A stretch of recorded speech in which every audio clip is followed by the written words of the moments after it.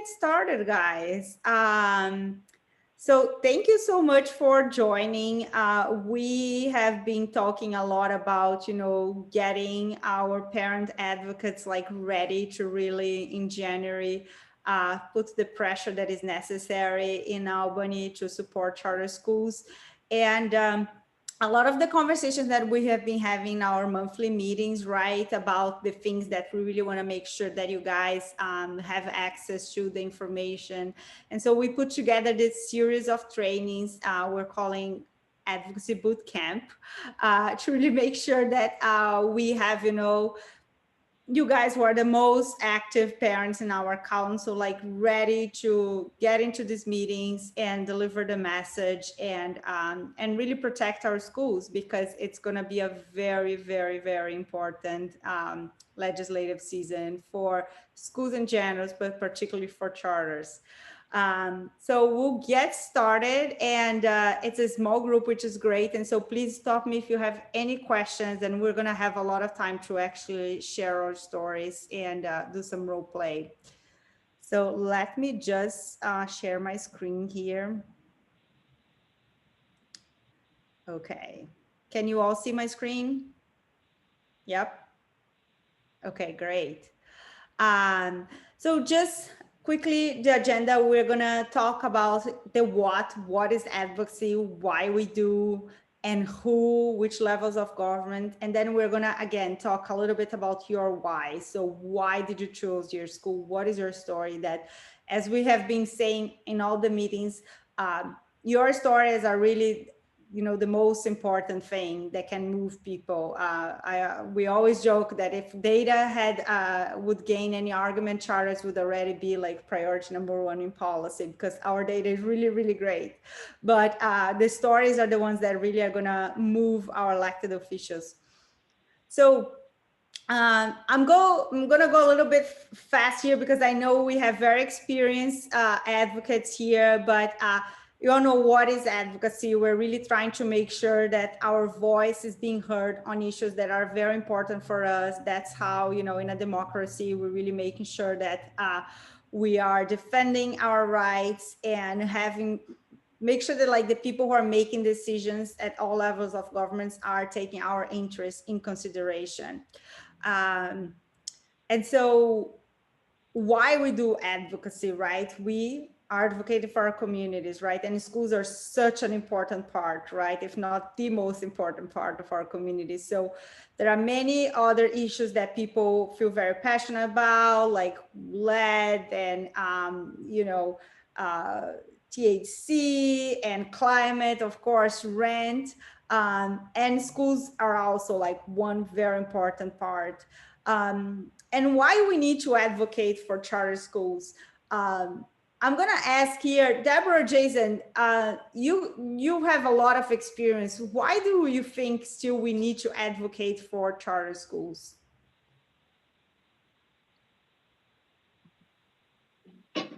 Deborah, do you want to go first, or do you want me to go first? Sure, I'll go first. You probably have a broader approach. Just because you're in a different city, I honestly just started advocating just because my children Catholic school, I probably would have advocated. And just it was just a thing of advocating because my children was there, and I wanted to support the school in whatever way I can.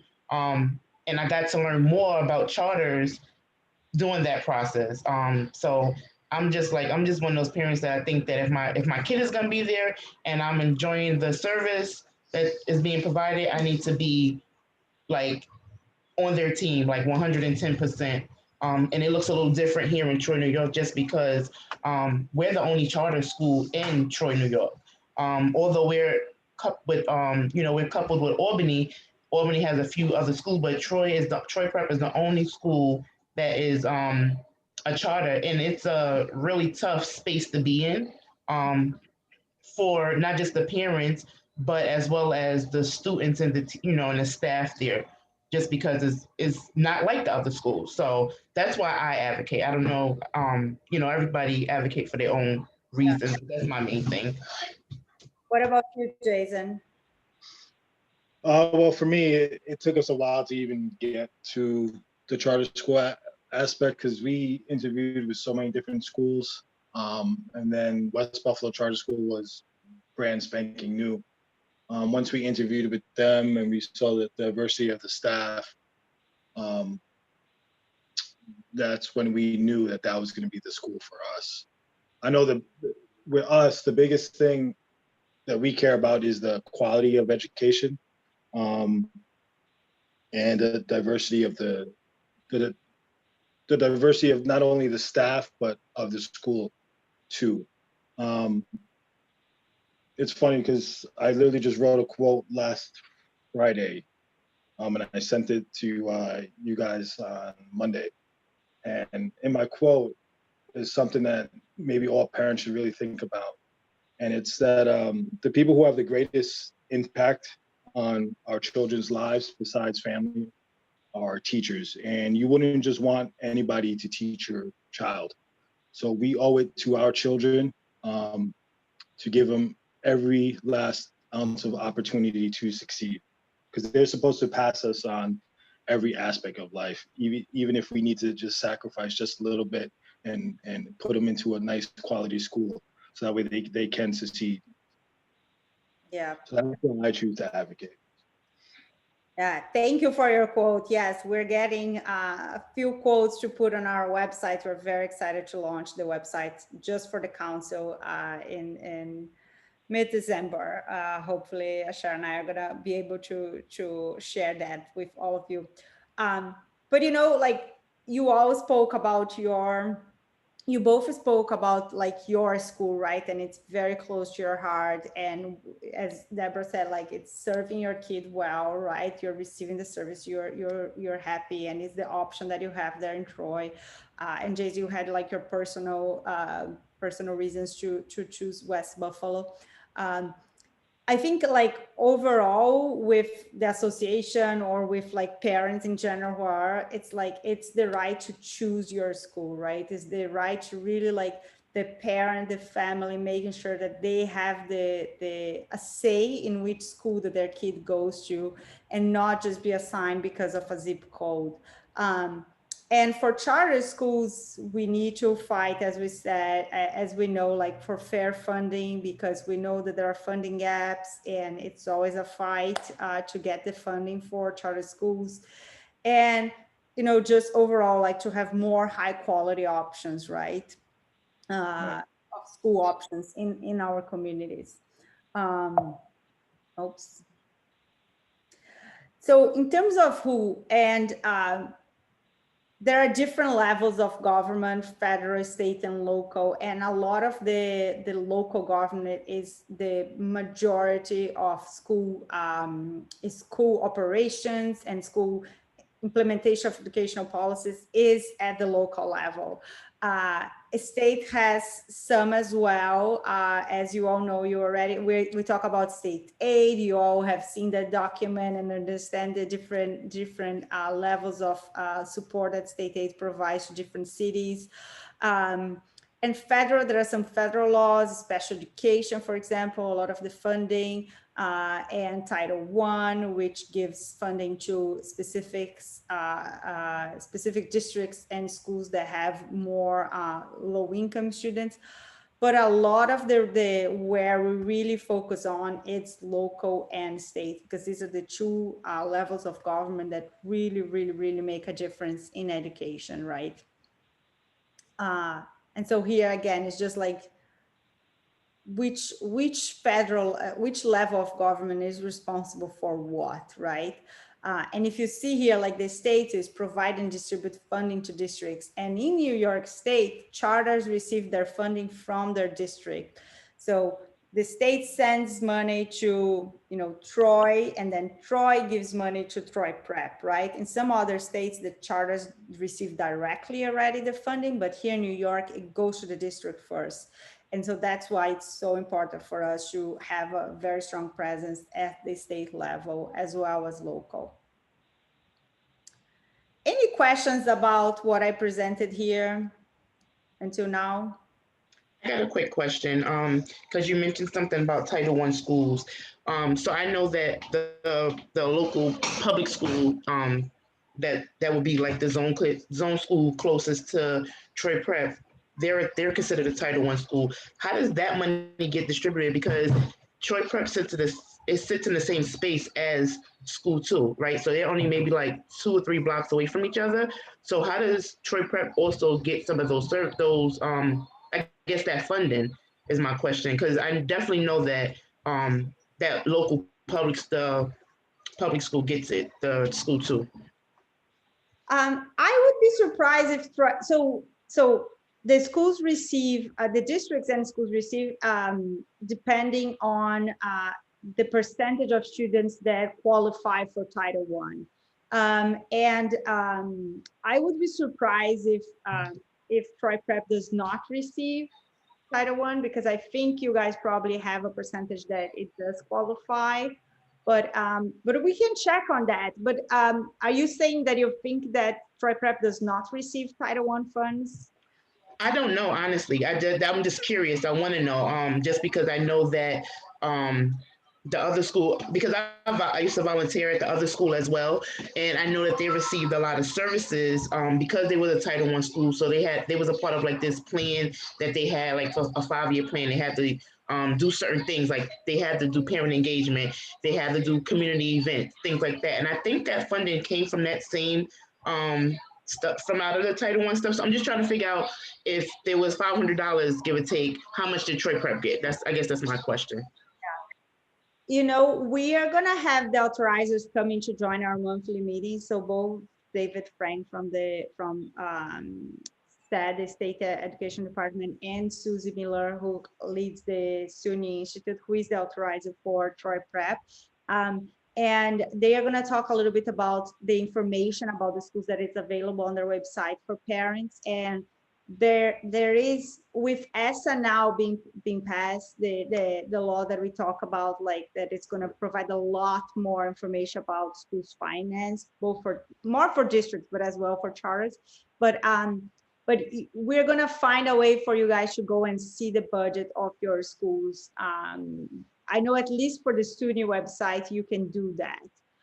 And so then you can probably, I don't know exactly, so I need to do some research. I don't want to give you an information that I'm not 100% sure, but you can see there like the income streams that you had. So what do you receive from state aid? What do you receive from the local district? What do you receive from, Title I from federal government? And then also how roughly that money, the funds then are disbursed, are spent.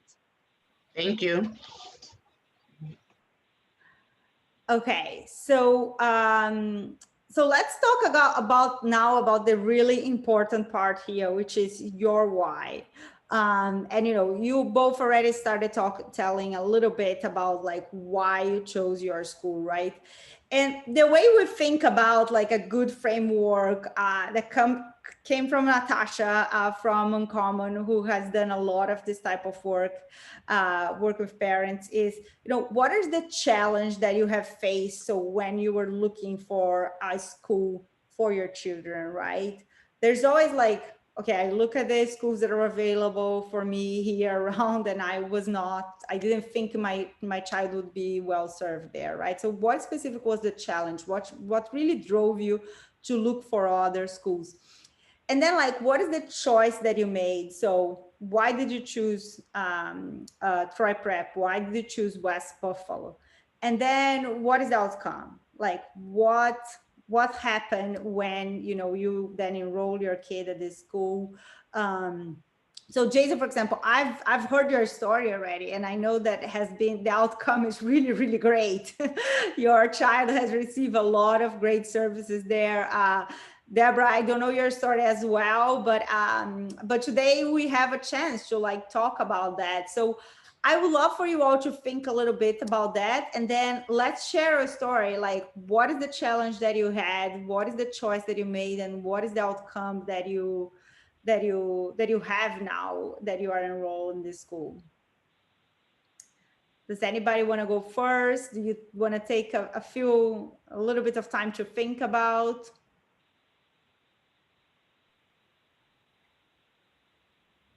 I know for me, one of the hardest challenges is trying to find a school that had enough male teachers. I know that was an obstacle that we had to face because a lot of the schools that we were going into, they didn't have not only minority teachers, they had very few guy teachers, and I feel as raising a son, it's nice to have that reinforcement from a male teacher who reinforces, I hate to say it, the male masculinity of growing up as a young man. So that was something that was very important to us, and it was a challenge, trying to find that balance of that balance between the teachers and the diversity of the school. So. And you found that on West Buffalo? Yes, I did. And I'm going to push you a little bit to then talk a little bit when we practice. I know the services that your son receive even after school, right? How they help him get into all these summer programs that really have made such a difference in your son's academic progress, right? Yeah. Do you want me to touch on it right now, or should I wait? Yeah. If you want to share right now, talk a little bit about that. Because of the close knit of the staff and our family and stuff like that, and they really, West Buffalo Charter School really does a great job in making you feel like part of the school family, and they're very all inclusive. One of the benefits of that is one of the teachers, Sean Sadal, was able to pinpoint the strengths of my son, and he recommended him for a program out here. It's called Buffalo Prep. And with that program, it helps the kids kind of accelerate their learning, and it'll help them get into a high school, and it'll also help them get into a college and stuff like that. They also help out with advocating for your child when they go in towards, a private high school or stuff like that. So they have a high school prep, they have a middle school prep program, they have a high school prep program, and they're going to be rolling out collegiate prep program. And it's geared towards people of color, people who will ordinarily have a hard time excelling under normal circumstances. But thank God for, Mr. Sadal, he was able to find the strengths of my son. My son loved that Buffalo Prep program. They push him forward, and he has that reinforcement. So now my son, and during the normal school year, he would go to school Monday through Friday, and with Buffalo Prep, he'd have to go on Tuesdays, Thursdays, and Saturdays. So he's basically going to school 6 days out of the week. And the benefit of that is that puts him ahead of all his classmates by about 6 months to almost a year of learning. And it's just crazy because my son, he actually turns 13 on December 20th. So he's the youngest in his classroom, but he's the most advanced because of that extra program that they placed him in. So that was definitely a benefit. Great. Thank you so much for sharing. Deborah, do you want to talk a little bit about the challenge that you face, and then why did you choose Troy Prep? So my challenge didn't come, and so I have 4 children. All 4 of my children are Troy Prep students. My challenge didn't come actually until the second one into Troy Prep. And it was right before he entered. I remember I had a really good relationship with his early Head Start program and his preschool program, because he was receiving services from about 2.5 years old. So I was always at the school helping out and things like that. And I remember them pushing me to put him in the local, our local school, our zone school. And I kept saying, well, what's the big, they kept saying, because he has services or because he needs services, he should go here. And I remember saying to myself, well, I know what my experience has been with my oldest son. He's doing really good. And I felt like it was almost like they was trying to box my son in. So I played along with it just enough to see like what exactly the other school could offer him. Although I already had it set in my heart that he was going to Troy Prep. and I went to go, like they have like this orientation thing where you're transitioning your kid from Head Start's SPED program to the public school SPED program, and it just wasn't. I'm like, my son is gonna get here, he's gonna be like stuck. He's not going to be learning anything. They're not going to push him. And over, he has some few medical issues, like with how he was swallowing at the time. And I remember contacting Troy Prep. He already got accepted in, and I remember them going above and beyond. The nurse like went and bought special food. It just was like they was treating my child as if it was like their child. You know, it just felt real loving. So that challenge kind of like just went right out the window once I knew that they would go above and beyond. And my son was like obsessed with like only eating applesauce and these apple Nutri-Grain bars. And I remember the teacher going and like the nurse bought like the nurse bought like tons. That's fine. We call this good. The nurse had bought like cases of these Nutri-Grain bars, which was something probably so simple to her, but it was like touching for me. Just because she wanted to make sure that he was okay. So that for me was the that was the definite like nail in the coffin type thing, because when they had their meeting, it was, I got to meet everybody from the head person all the way down to honestly the person that was cleaning up the building. They just was so welcoming. You said what my outcomes were? What was the other? How is he doing there? Oh, so he's doing really good. It was a struggle. I will say kindergarten year. I was there every day. Every lunch break I was at the school. Good thing I had a flexible job at the time. So every lunch break I was driving across town to go like redirect my kid. But because of him, that's how I got to know everybody. Like it was to the point where the dean, like they knew me by like first name, and we have a good relationship. Now he's supposed to be in fourth grade, but now he's in. I left him back 1 year, and it was based off of when I went to his IEP meeting in second grade, and we was all having the same stories, right? So it was like in school he's doing this, and at home he's doing the same thing. We think that we should, he should stay back a year because he needs that extra time. We realized because he had such a struggle in kindergarten, he missed like 6 months of like real like learning, so he was like kind of behind, which he was already behind, so that gave him like a whole year pushback. So now he's doing great. He got his report card review today, and it was outstanding. I had the teacher laughing because I said, myself, I'm taking college courses, and 4 children are in school, obviously, and we all have the same struggle. We don't give enough evidence when we are completing a task. So I got an 82 on a paper instead of getting 100 because the professor said you didn't give me enough evidence to prove your point. And that was the same. That was like a theme throughout the whole day of all these calls I was on for their conference. Was like they only giving us one citing part. We need two. So that was the fourth grade, the fifth grader, the 2 third graders, and the first grader. So we have homework to do for Thanksgiving break. So, but that's pretty much the outcome now. He's doing really good, really, really good. That's great. Thank you for sharing as well. Okay, so you share a little bit, you thought about, what is, we want to now to really try to replicate how would be if you talk to an elected official, right? What would you tell the elected official about your story?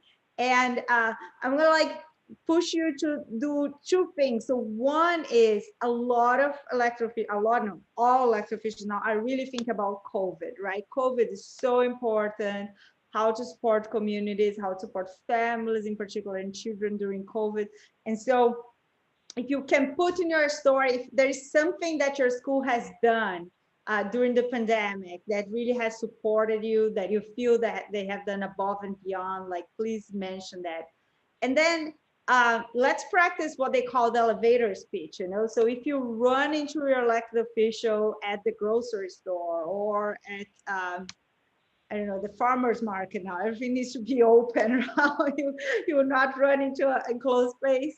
But what would you mention if you had to like 90 seconds to talk about your school and your experience? Like, what would you mention? Does anybody want to go first?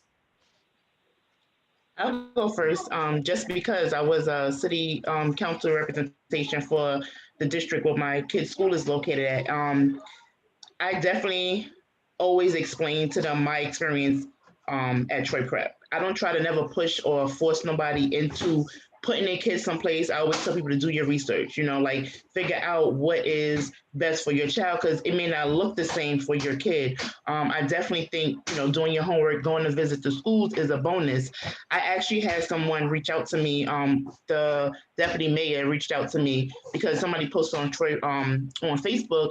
They just moved to Troy, New York. They wanted to know about the charter school, and she immediately tagged me in it because every time I'm around her or somebody that's in a official seat, I always mention Troy Prep in my experience, and not in a way of like selling them something, but in a way of like my kid, it works for my kid, and this is why it works for my kid. Like, and I make sure I share about my son Adonis, but I had to start switching up because I didn't want people to think that that was the only reason why I chose there. But I also used my 8-year-old who was like the top in his first grade class in math, and I can't take full credit for that. I know that they done that. Or my kindergartner who was reading my text messages because Troy Prep had pushed her so much that she was able to read bigger words. So I always share like personal experience, but then kind of bring it home to like, this is why you should choose the school if it fits your child.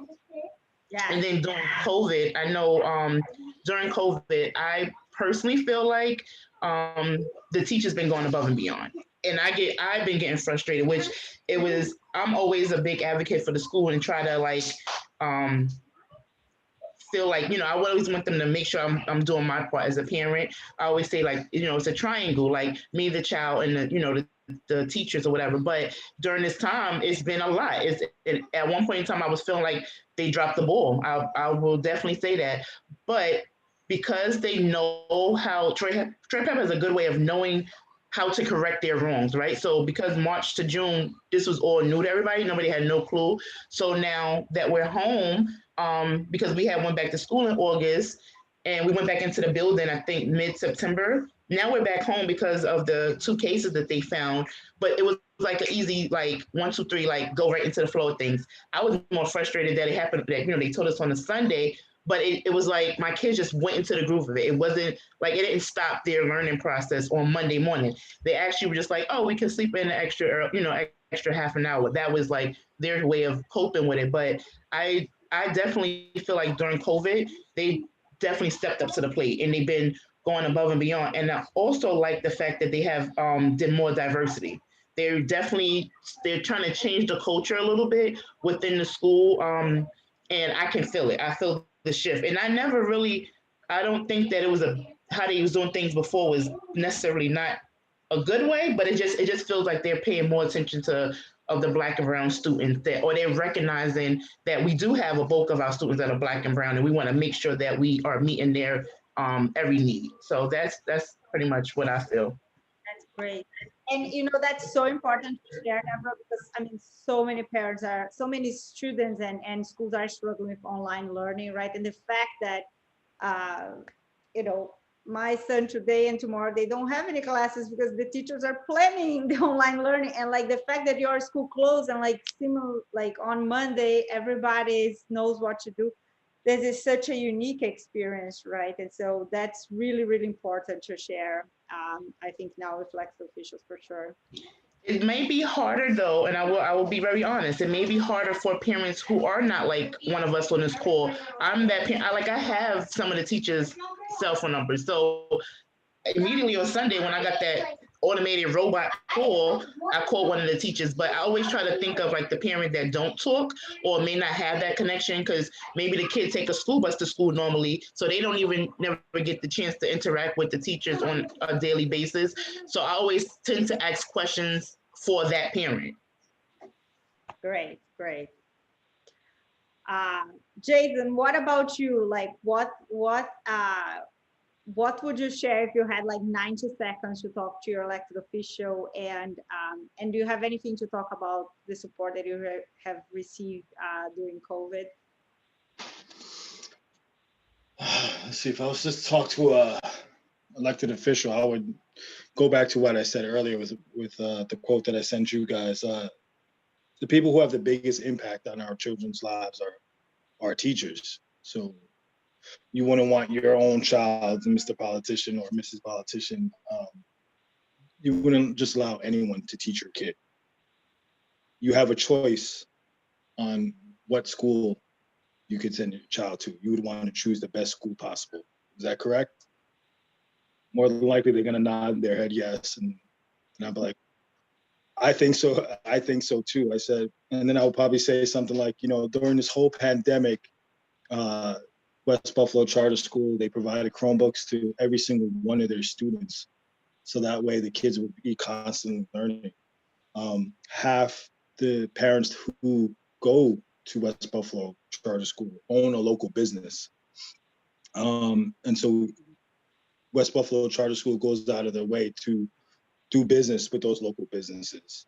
Whether it's ordering food for, the local restaurant, or ordering mugs or specialty schoolwear or caps and stuff like that, to keep those businesses afloat.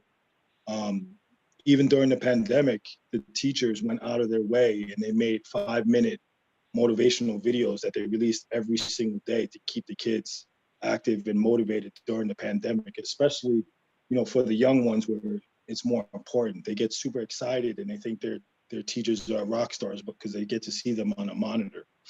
So they think they're TV stars. Charter schools are, if you look number-wise, I would want to say they probably outperform other schools, and it's very important. You can't take that away. They actually deserve more funding, and I believe the teachers deserve more funding. How all the charter schools that I know of have been affected, the teachers have constantly gone the extra mile. Either, they may have an 8th grader that just graduated from the school. You'll see the charter schools drive to the person's house, cheering the kid on and giving them a congratulatory send-off. That type of tight-knit community is important with charter schools, and we had to focus on that. We got to provide for that, and we got to feed that educational need that charter schools provide. Great. Great. Yes, I'm so glad we're recording. Yes, no, it's so important. I mean, not only you talk about how they gave devices, but they are supporting the local business, and like the motivation. So it's really like all the areas that they could be supporting, right? The families and the community like they are doing. So great. Thank you so much for sharing. Can I say one thing? There was a meme that I saw on Facebook, and one of the parents from the school put it in the West Buffalo Charter School family group page, and it says, "Teachers don't teach for income; they teach for the outcome."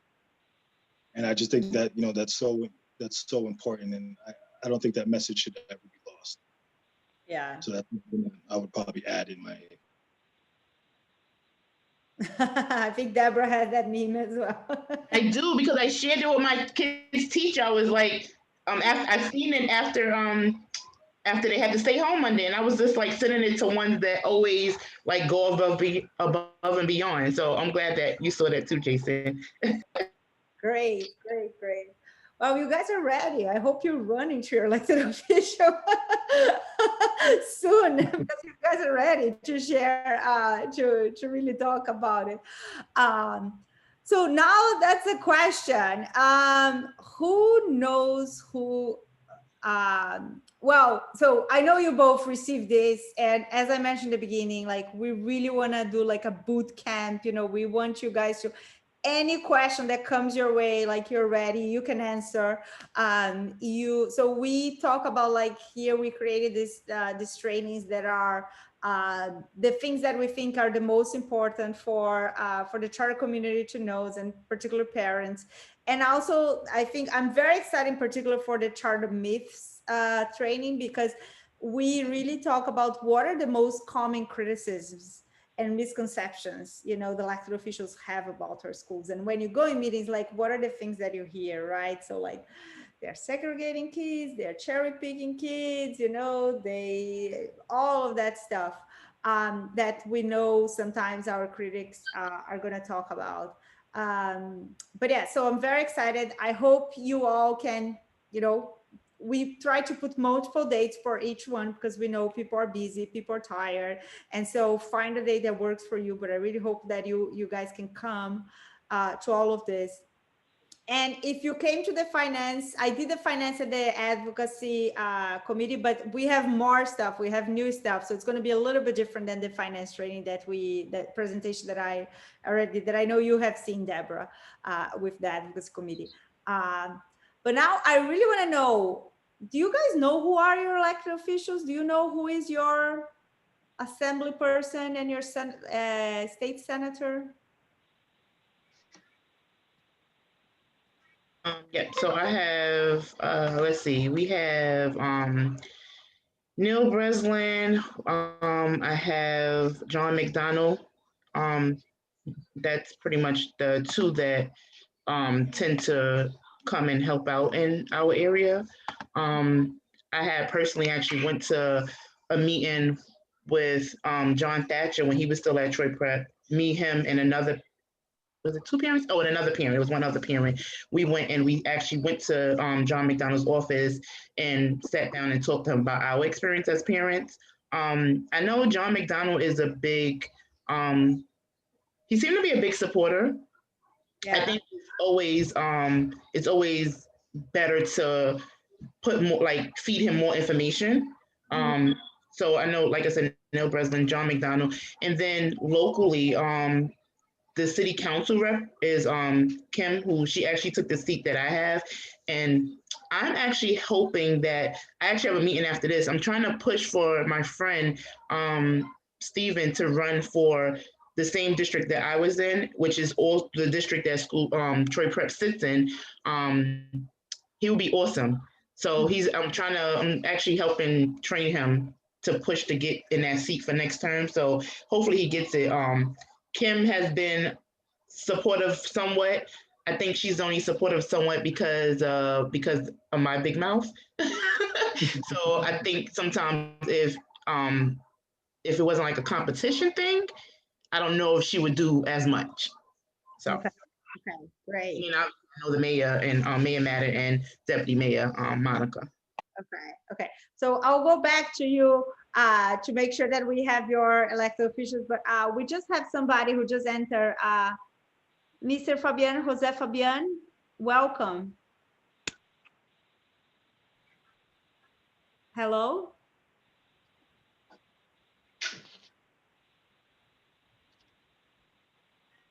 I was gonna ask you where, hi. Jose Fabian, I wanna ask you which charter school are you affiliated with, your children attend, and where you are in the state of New York?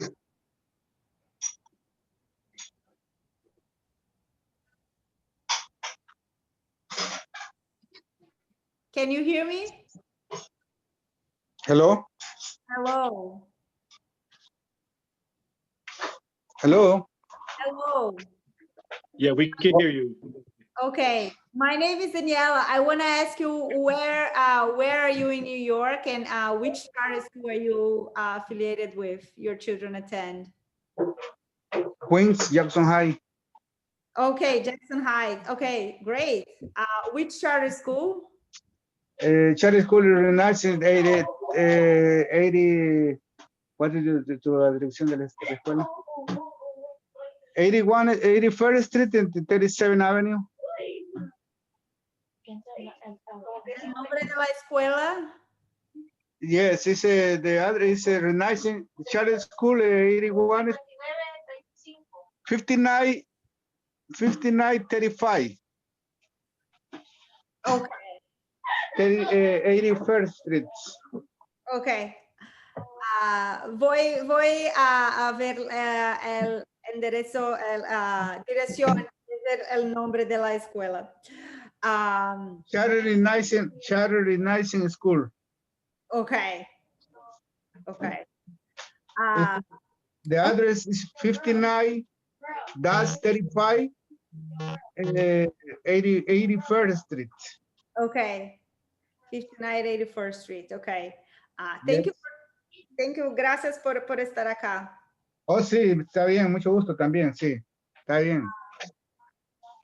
Es por Cristian, ¿no? Cristian y Camila. I have two children, Cristian Fabián y Camila Fabián. Ajá. Muy bien, muy bien. Okay, so Deborah, let's go back to you. So you were talking about, I think Yomika put already on the chat here. I'm gonna stop sharing now my screen, and I think she put in the chat here, who is your elected, the links to look to your elected official. Okay, here. So you can go to these links and see who is your assembly person and your New York State Senate. But I want to make sure that we all know, and I'm going to ask Yomika for her help because she knows their names much better than I. So Deborah, who is your state senator and who is your state representative in the assembly? Sorry, you're on mute. So I have to find out my new, I moved, so I know I have some change of people. So I have to find that part out. I'm not sure if I fall under, I know Antonio Delgado is part of where I moved to, but I'm not sure if I'm on his side or the other side. Okay. I have to find out. So I'm gonna go to Jason, but I'm gonna ask you to check, click on this link here that are in the chat, put your address there, and then let's leave here today with you knowing who is your New York State Senator and who is your State Assembly representative, your assembly member. Jason, what about you? Who is your New York State Senator and who is your assembly person? I want to say the senator was Kennedy, Tom Kennedy, and then the assemblyman should be Sean Ryan or Tim Kennedy, I think it is. And then Assemblyman Ryan. Okay. New York State Assembly. So Tom Kennedy is your Tim Kennedy. Tim Kennedy. Kennedy. Okay.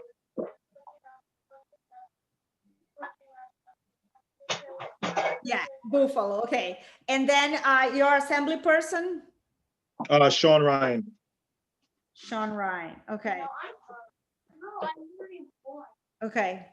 Deborah, when you're ready, let us know. Okay.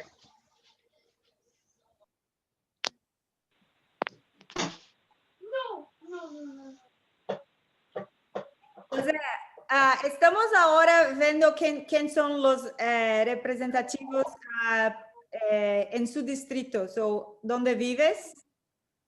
¿Quién es los representativos en Albany? Los políticos.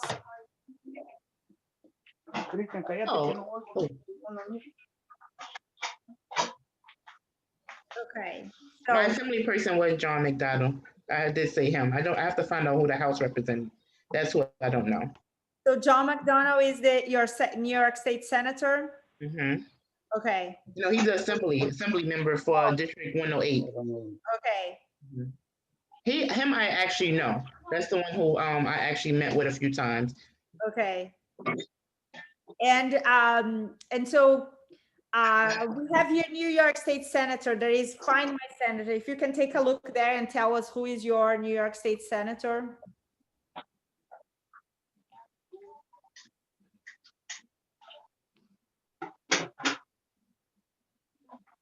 Oh, I did. Okay, it was Neil Breslin. So I know both of those two, Neil Breslin and John McDonald. Noel? Neil, Neil. Okay. Okay, great. So that's what we're gonna do. Like we want the parents to know, all of you to know who is your representative, and then you need to have a relationship with them. Like they need to know that you live in their district, that you vote, that you send your kid to a charter school, and that you're very, very happy with your charter school. So that's what we're gonna ask all of you to do, as soon as possible. And so Deborah, you already have a relationship with both of them, right? More so with John McDonald, yes. More so with John McDonald, okay. Mhm. Than with Mayo Breslin, okay. Yeah, I met him a few times, but I know me and John McDonald been in the same spaces many a times in different meetings and things like that. Okay. Jason, what about you? Do you know Senator Kennedy or Assemblyman Sean Ryan? Not on a personal level. I know Tim Kennedy is always sending out stuff for job fairs and stuff like that. So he's pushing. He's got a big employment push in Buffalo. Okay. Sean Ryan, I hear about him maybe once every 6 months or so. Okay. Okay. Okay. So we're gonna do this advocacy boot camp. I hope you guys can come to the other meetings, and then we're really gonna ask you to reach out to them and send an email, call. They might have office hours in their office, or they might have like a town hall event, and we really want you all for them to know who you are and to know that you send your kids to charter schools, and that what is your experience has been with this charter school. We have a few more minutes. So two things. One, I would love to hear your questions and reflections. And Yomika is going to put here on the chat the registration form that we're asking all the parents to do. And now you have your information, so you can do. We are going to ask everybody to fill out this form, and then we're really going to prioritize like scheduling meetings with the elected officials that we know we have parents in their district, because as you know, elected officials want to talk to people in their districts. And so please do that. But I would love to hear questions, comments, suggestions. This is the first one that we're doing. So any suggestions for next meeting, next trainings? Before you do that, when I clicked on the link for the register here for the forms, it said I needed permission. So I just wanted to give you a heads up. Oh, okay. Okay, so we're gonna work on that, and I'll email you guys later. So with that, okay, we're gonna work on that. Any other suggestion or feedback, or that you all? I think next time it's gonna be somebody else is gonna give this training. But any suggestions or any comments that you all have? Was that helpful? Any reflections? You did good. I'm actually going to make sure I reach out to the people who I thought was going to be on tonight and push them to get on one of the other dates that's listed. Yes, we need more people. That's for sure. Yomika, since we have you here, maybe do you want to say a few words about these representatives? Do we know their position on charters, or what should Jason and Deborah expect when you talk to them about charter schools?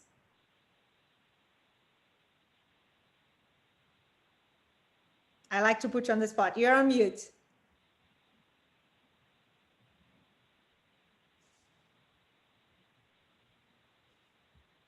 Okay. So yes, hello everyone. I agree. This has been great. It's a small class, but it's a powerful class. You two were really awesome. I'm excited to have you to watch the magic that you make in the next session, 2021, with the elected officials. So what I would say is that a couple of things. I'll just start. Jason, I just want to let you know that Senator already. Sean Ryan ran for a Senate seat, so he will no longer be the Assembly member, and you'll have a new Assembly member. He's going to move up to the Senate, so he won his election seat. And Deborah, the fact that you have a great relationship already with McDonald's is awesome. You know, you're an elected official. You were a former elected official. Keep that up. That's the kind of thing, right, that helps to move mountains. And if we can, if I'm just looking at just the two of you, and if hopefully Jose will come back, right, the regions represented. If each of you is talking to your assembly member, your senator, we've covered 6 members of the legislature in Buffalo and Albany and in Queens, right? And those members then can go back to their conference, and when somebody says, yeah, well, those charter schools, I don't want to, some of them, we hope that, right, the hope is that one of those 6 members says, well, wait a minute, right? Like, because I heard West Buffalo, they have a powerful program there. Wait, hold on, because it's Troy Prep, right? We have a parent who they did this, right? And that's the kind of thing that we're trying to build, and that's what we want the members to hear and know on your behalf. So, you know, and the best way to do that is for you to be your own, as you know well, your own advocates, use your own voices to tell people what matters to you, and you impact directly the policy that affects yourself and your children and their future. So I was very I wanted to write all this down, like the quotes and and everything else. And I know that I've spoken to you both before on either on previous, like the finance meetings or other parent council convening. So you know, you are always fired up every time I've heard from you. So I'm excited. What I would say about the boot camp is that what would I say? Please sign up to complete the training. We really want folks who are we really want I would say folks who are willing to go the course, right, to go all the way through, so that I'll just give you the preview, right. In January, you sit down with the members and you can carry on the conversation about, for example, Deborah, the Title I, right, and what that means. And maybe you want to decide, like, you know what, Title I funding is at this rate for schools. I would like to see, you know, is there a way to get it to be more? Because here's what it means for my child. You know, Jason, you're talking to Tim Kennedy to say, you know, here's the issue that's facing me and my son. It's very important to have males in the school. I actually that was a factor in me trying to chase down and find the right school. What can we do about increasing the pipeline for male teachers at schools and diversity? So that's the point, is to go through the whole training and really have a full understanding. And if you already have it, a refresher, but a full understanding of charters and the world that charters operate in terms of Albany. Because when you sit down and at some level get to that level of conversation, right, then it's a discussion. Well, what about, you know, but you're already getting X amount of dollars, and so that you know from this training what that means and how to respond to that and how to put in context when somebody says, no, wait, you're already getting 75%, or don't you do whatever. So that's what this training is really designed to do, to go above and beyond, so you become what I keep calling the advocacy warriors. You're ready, you're prepared, and that there will be things for you to do in January that I'll just run through quickly the schedule. In January, right, the budget comes out in mid-January. That's a time when every advocacy group, lots of people are looking, what's in it. And that's a great time to start your advocacy, because you're not waiting until the budget is, it's passed and it's out there, and you're saying what's in it and why. You're part of the process up front. And when you see that, you can reach out to your elected official and say, you know what, the funding is this, it went down 10%. Is that because of COVID, or is that because of whatever? How's that going to impact our schools? If you're going to make cuts, it's really important to me that you maintain the funding for special education. Those you can really start to have those conversations and keep that up throughout. So that's the goal, is to really empower parents to be your best advocates for your children. And beyond that, so maybe you're looking at the budget and you say, you know what, I saw housing was this. I want to talk about that. Or I saw, you have something in the EPF, the Environmental Protection Fund, and while I'm here, I want to talk to you about that. And understanding where your members are on those issues in an odd way, or maybe a way it might be counter to it, is very important. So I've said a lot. And what I've also done is hopefully that I would like ask you to try the link again and see if the document now you can access it. What I would love to see is that that everybody who wants to complete the boot camp, read the information on the registration, register and come back. You got it. You got it. Perfect. Register. And, you know, as it says on there, your choice, your voice, you know, your voice, your choice be heard in 2021. And, you know, like they say,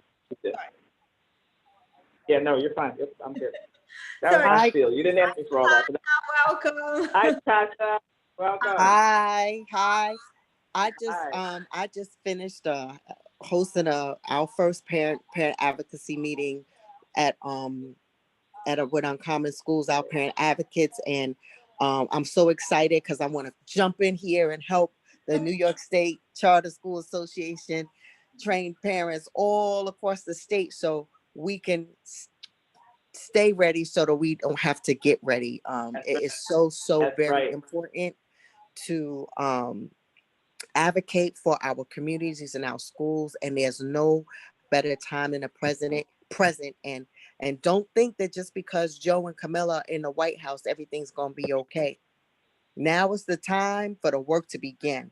They were elected, but the work now begins. Now we gotta sit back and we gotta watch them work, but watch them and hold everybody accountable. Everybody, from the federal to the state to the city, accountable for when you cast your ballot. They got work to do, and we can't just sit back, go to the poll and vote and sit back. We got to get out there and let them know, because guess what? They're serving us, so they gotta do the work. But we have to study and show ourselves approved so that we can go in there and say, well, this is what I need for this, and they have control over billions of dollars, y'all, billions of dollars. And we got to make sure that those dollars get to our schools. We got to make sure those dollars get to our communities. It's time for Black and brown families to stop being underserved and underrepresented. And we got to come out here and we got to represent y'all. So we're here to help train you and get you ready and give you all the tools you need so you can go out there and do that. So I'm excited. I'm sorry. I'm sorry I jumped in on the end, but I'm ready. I'm ready. You got it. Natasha, I'm only giving you the change today because you were busy. You're our girl, like, for this. But Yobik, I want to go back to one thing that you said. So you said that for Jason, his assemblyman is not going to be Sean Ryan. Sean Ryan is now a senator. He will be. He will be the incoming incoming senator for the 60th Senate district. And if right now I cannot think. I think it's Sam. I'm not going to quote it. I can't think off the top of my head who's the person who's going to be coming into his seat in the assembly, but that will change. But so Jason, come back, register, come back to the next class. We'll have that information for you. I'll make sure that I have that information. So is Sean Ryan replacing Tim Kennedy, or no? It's different. They are both going to be. No. Okay. Both. No, it's a different district. Okay. So, yeah. Okay, great. So we'll make sure that we have Natasha. I'm sure you know, who is your New York State senator? The New York State? Yeah. It's what you call it? Well, my New York State senator is oh, you got me. And we just did this, so we just looked them all up. So my New York State senator is okay, hold on. My state senator is Julia Salazar.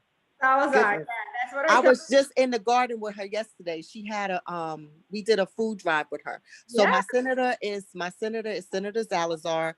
My assembly member is Eric DeLine. And my city council member is Dharma Diaz. She just took Espinal's seat. Mm-hmm. And then my U.S. rep is Nydia Velasquez. Okay, so that's what we're gonna do. Everybody's gonna know, like Natasha knows, who is my senator, who is my assembly member, and and then we'll be ready to reach out to them. So we're gonna wrap it up today. Thank you so much. We got started. And please invite other parents from your school. Tell And them. also, guys, when you find out who it is by your address, also find out the reps for your school too, because they may be different. Yeah. They may be different. So Well- find out for both and follow them on Facebook, Instagram, Twitter, and sign up to get their newsletters. Yes.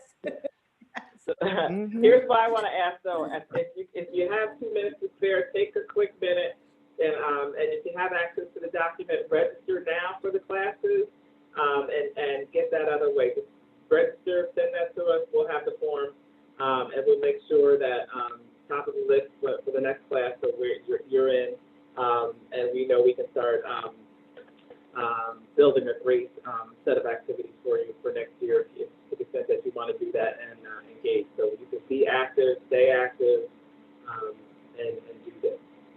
Stay ready so we don't need We'll be to. right there for you. I love that. That's it.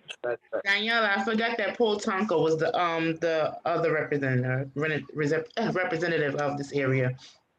Sorry, can you repeat the name again? Tom? Paul Tonko. Oh, Tom. Okay. Okay. Great.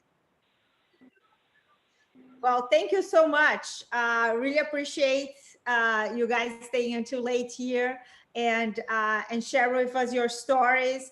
Jason, we need to work on that op-ed. Like we didn't work that day, but Victoria, we're already pitching her op-ed, and we need your story out there as well. So I'm gonna contact you for us to keep work on that. We have a lot of great stuff to share.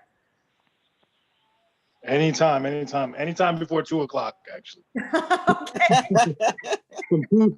From 2 to like 4:30, I'm kind of like busy and pulling my hair out around that time. So anytime before 2. We'll find a time before 2 p.m. To talk about that op-ed. I know Kayla is very excited to work on that with you. Okay, well, great. Thank you so much. Good night. Put on Facebook that you joined the training. Encourage other parents to join, please. Can we make that shareable on Facebook? So here's the thing, because we have a private group, the post that what I put there, you can only share with other members in the group, but you can always invite people to join. And as I told you, like you can always just copy my post and post on your